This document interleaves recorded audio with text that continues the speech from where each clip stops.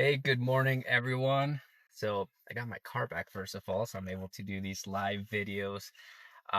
Anyway, so I'm excited for hormone boot camp. There's a couple things I want to talk about today. First of all, if you haven't registered, registration will end Sunday night. Go to the link in the description of this live video and make sure that you are tuned in.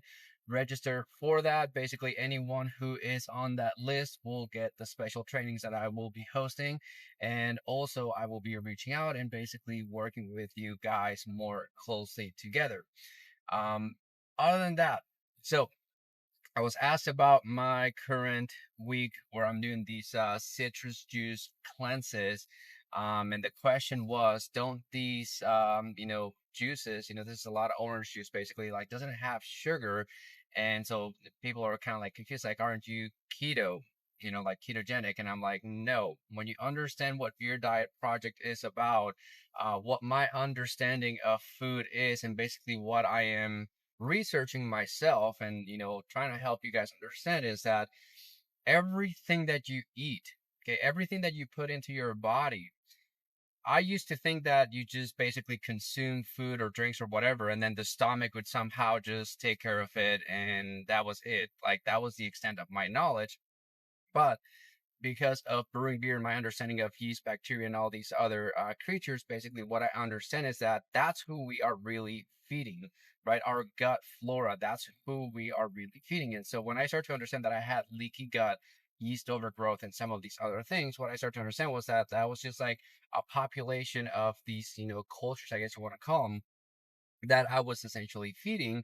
And so for me, the beer diet project, what I started to develop, and the method, I guess, behind my diet is that I start to understand that, hey, if I have yeast overgrowth, right, which is causing, other things like leaky gut and digestive issues and things like that, for me, the most logical way to reduce that yeast overgrowth was essentially to basically cut out sugar, because I understood that yeast eat sugar, right? That was like just the very basic principle of it.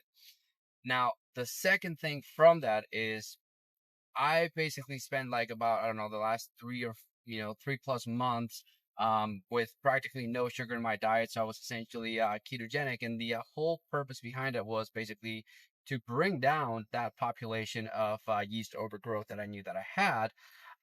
But that does not mean that I'm going to be ketogenic for the rest of my life. It just means that, hey, I'm just looking to reduce that population. And on the other side, what I'm looking to do is I'm looking to increase the population of good bacteria into my gut. And so if you've seen the videos on the different probiotics that I look for, I'm basically looking to increase the population of those probiotics into my gut. And so um, my ferments, this is basically my, today I'm testing out different fruits. So like I've been doing a lot of berries. So today I have goji berries, I have some white peaches, and some mango slices on this one, right? But this is the probiotics. And so understand that these probiotics, right, I showed you how to make these probiotics.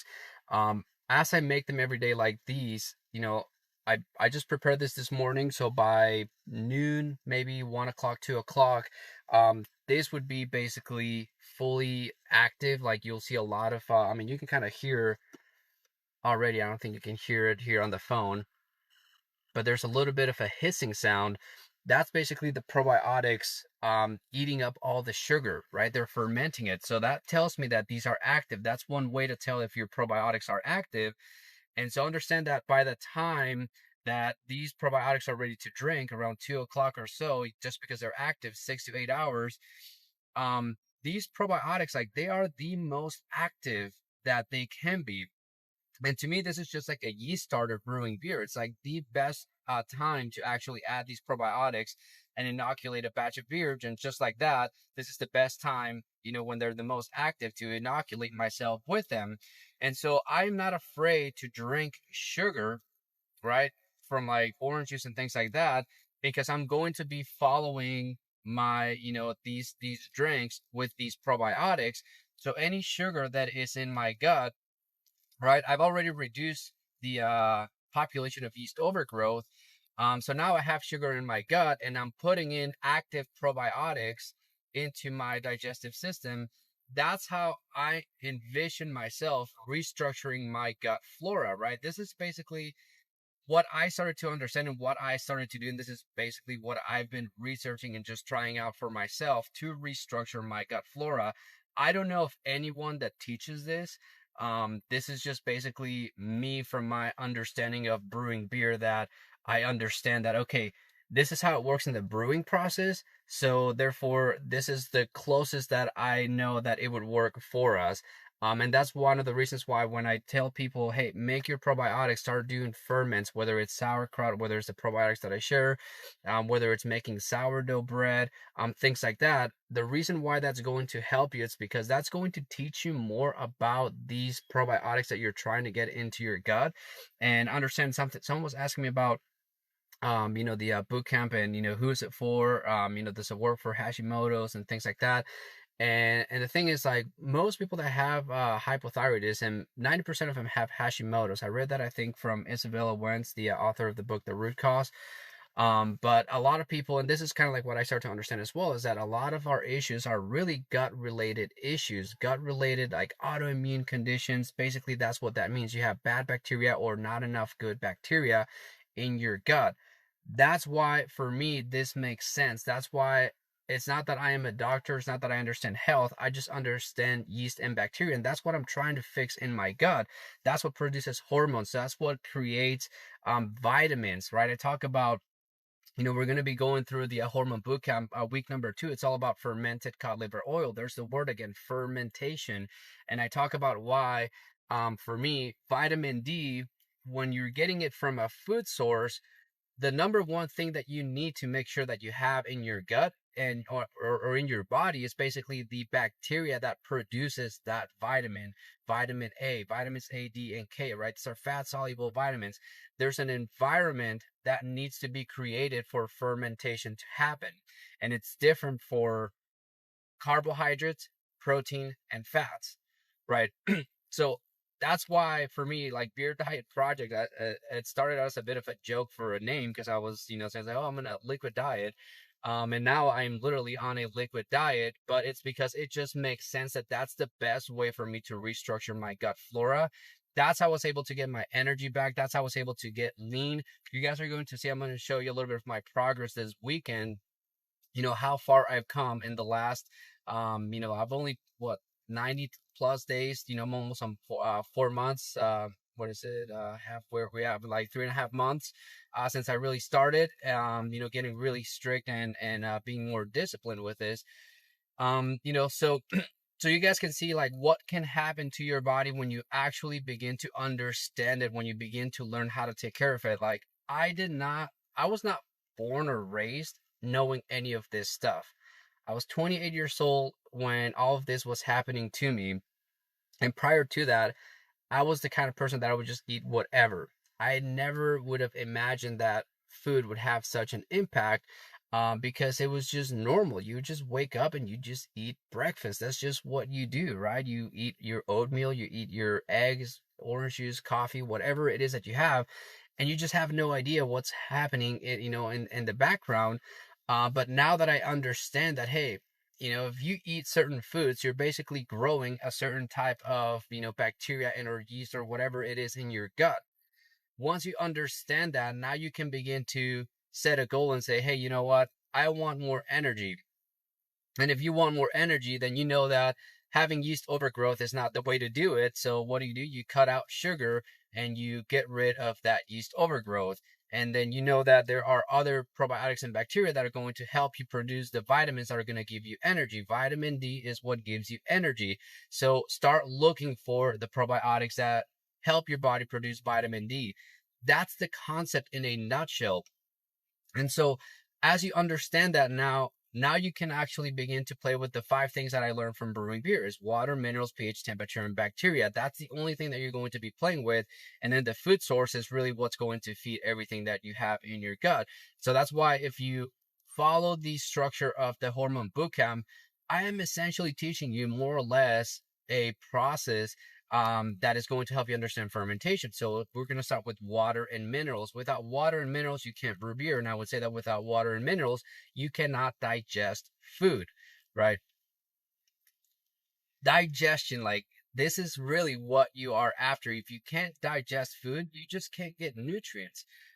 Even if you are to eat food and you chew it up and everything, if you don't have the bacteria in your gut, again, understand that it's the bacteria in your gut that those are the guys that are essentially producing the vitamins, your hormones, right?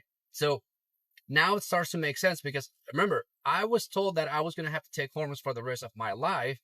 But as I understand more and more about the gut and who, what is producing the hormones, this is why for me, that statement, it just basically, when someone tells me that, I just basically take that as like, you just don't know how your body produces hormones. I, well, at least I think I know how to produce hormones, and I think I've proved it, with, showing you in my live videos through the foods that I eat, and basically by showing you my transformation. That's been like my I guess like my goal is to actually demonstrate, not just teach and tell you like, hey, this is how I think the body works, but really just demonstrate, like, you know how do I go, all these days eating or just drinking like liquids. You have all these people that are concerned about my dietary, I guess, practices, and I look at them and I'm like, no, you're the one that needs to be worried because you're eating McDonald's or whatever fast food, and you have no idea what that's doing to your body. Um, Anyways, I was going on a rant there, but hey Carolina, good morning. So anyways, I just wanted to, share a little bit of that. That's basically what I'm going to be talking about during the hormone book. I'm going to be going into these topics in a little bit more detail. Water, minerals, pH, the nutrient depletion. There are certain minerals and or other nutrients that I know that most of us have become deficient on. Iron, selenium, copper, zinc, manganese. That is in a way what really led to what I believe for like my hair loss and things like that. Once I started to take care of these nutrient depletions, which in the beginning it started out as me supplementing with foods that were just um you may hear the word bioavailable, which really what that means is just like easy to digest or almost like ready to be uptaken by the body. And that's the reason why that works. Again, is if you kind of backtrack to what I just said, is if you have issues digesting food, you're not getting those nutrients. So getting those foods where they're easy to digest or bioavailable, that's why now when you take those supplements, your body all of a sudden begins to function normal again, and you begin to build up your digestive system to where now you can go back to eating regular fruit. So right now I eat mostly fermented fruits just because I'm trying to still keep my sugar intake kind of like on the low level. But at the same time, my whole goal is to get to a point where, I won't have to do it. It'll be more of like, hey, I just want to do it because I know that that's like a better way. But that's why you see people who, go on a all fruit or all like, like vegans or raw vegans, like raw diets, and they're fine, right? But that's because they have good gut flora, right? For, in our case, for, a lot of us who are dealing with autoimmune conditions, gut issues, this is why we can't just take on a regular diet. This is why you can't just go to a nutritionist or whatever and they'll give you like a paleo diet or a Whole30 or whatever. There's a bunch of these diets that they're good, but unless you take care of the main issue, with which is your gut, restructuring your gut flora, you're just going to basically struggle for I guess for the rest of your life. And that's what the hormone bootcamp, that's what it focuses on in the first 4 weeks, which is basically getting to a point where your body is essentially restructuring its gut flora so that when you do take on diets, and like I said, you don't have to follow my diet. I'm just researching, and I have all these crazy wild ideas because of everything that I know from brewing beer. But if you choose to go paleo, or if you choose to go raw vegan, or whatever diet it is, you're going to know, hey, what are the nutrients that the body actually really needs, and how is the body going to digest the foods and actually get the nutrients out of those foods, right? There are different ways to to go about I guess digesting food. Like there's the carnivore diet, for example, which is the opposite of the raw vegan, right? um it's good for a lot of people with autoimmune conditions. And then you have a lot of people that go raw vegan and say, the best thing I did was to cut out meat. And so they both work. And the reason is because if you do them right, then you are basically understanding digestion, and you are, following good practices. And that's like the whole thing behind what I teach. Is like, I don't like to box myself into one thing. Personally, I am more of a plant-based type of person, but for me, food is like medicine. So if I ever need, say for example, something happens to where our water supply or something, goes bad, and we don't have access to vegetables, am I just going to starve to death? No, I'm going to know how to, transition and pivot until we figure something out. And so I'm not afraid to ever go, but I also understand that, if I transition to like having meats in diet, understand that meats is going to give growth to certain types of bacteria, yeast, mold, fungus, or parasites, and things like that. And so if you are not aware of those, then you're basically, again, it's going to affect your gut health, your gut flora. And so that's where I'm trying to understand everything, as far as, the different diets and things like that. And for me, plant-based, the other reason why for me plant-based is a better choice for me, and this is just personally, is because the way that I think of it, meat-based diets are really good for building the physical body, like building muscle and basically, growing, I guess, physically. But when you start transitioning into plant-based diets, what that gives growth to for me is more of like the mental health. And so like that's what I've used for like things like depression, anxiety. It's really what has helped me calm my mind and really tap into the creative side and basically my intuition. And I really find that I enjoy that a lot. And so this is part of like what my research is all about. And I don't know how advanced I'm going to get into that, especially like in this this first book. But that's basically my journey, my transition, and everything that I am sharing with you. And so with the Hormone Bootcamp, really what I'm trying to do more than anything is just teach you the fundamentals of what you just need to know to literally like survive. Like, everyone should know that you need to drink more water with minerals, and that the water should be clean. Like, that's like super basic, but most people have no idea what's in their water. And you can just, go do a Google search for water quality report and, whatever city you're in, and more than likely you'll be able to find the actual water quality report, and you'll see all the things that are in there. I'm surprised, most people don't do this. The only people that really ever do this are home brewers, and the only reason for that is because we need to know if there's chlorine or chloramines, or what is the water being treated with, because that's going to affect the yeast growth when it comes to brewing beer. And it's the same thing for health, right? The chlorine, chloramines, whatever the water is being treated with, that's affecting our gut health. That's affecting our gut flora. And if you're not aware of that, I mean, you're just consuming all of this and not really understanding what's going on with you. But then you kind of like wonder why, why we have all these issues, which is why for me, I have distilled water, which is the cleanest water you can have. I have alkaline water. I have like all these different cleanses, and that's why I'm in a different, I guess, different kind of diets. So, Barbara, I hate thyroid disease. Me too. Removed. You removed your thyroid 5 years ago. I'm sorry to hear that. That's one of the worst things that can happen. I'm so sick, tired. First medication constant increase. Yep. And so that's really kind of like what I've come across a lot of people that go through that, and hopefully with my information you guys can understand your body a little bit better and do things that actually help you get energy, help you lose weight, help you get rid of brain fog, grow hair again, all these things that I know I was struggling with. I know that I've had enough people that I've followed enough of my advice that they've seen results. And so hopefully with these boot camps I'm going to be running, I can impact more people and help you guys get results. But anyways, I gotta get going.